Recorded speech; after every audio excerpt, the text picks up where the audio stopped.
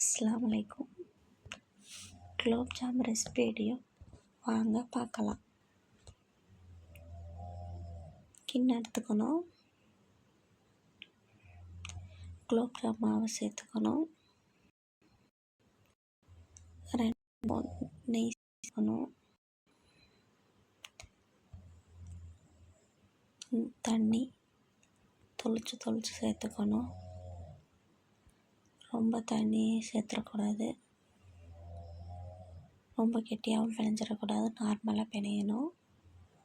ரொம்ப அழுத்தம் கொடுக்காம பூ போல் பிணைஞ்சி எடுத்துக்கணும். 1/2 டீஸ்பூன் நெய் தடவி 10 நிமிஷம் ஊற விட்டுக்கணும். ரொம்ப அழுத்தம் கொடுக்காம தடவி விட்டு வச்சிடணும்.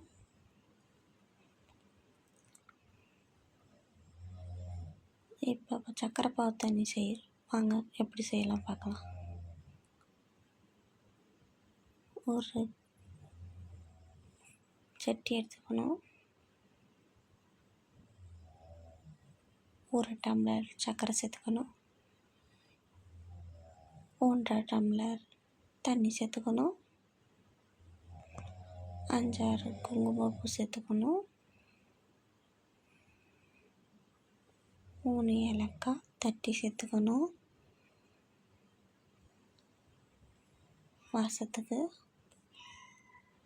அடுப்பில் வச்சுக்கணும், கொதிக்க வச்சு எடுத்துக்கணும். அடுப்பை ஆஃப் பண்ணணும்.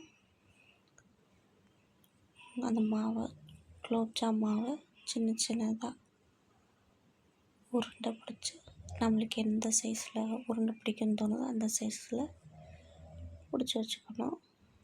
ஒரு கடாய் சட்டி எடுத்துக்கணும், எண்ணெய் ஊற்றிக்கணும், 5-6 போட்டு பொரிச்சு எடுக்கணும்.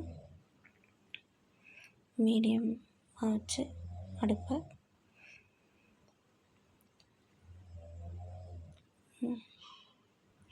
நல்லா கிண்டி விட்டுக்கணும்.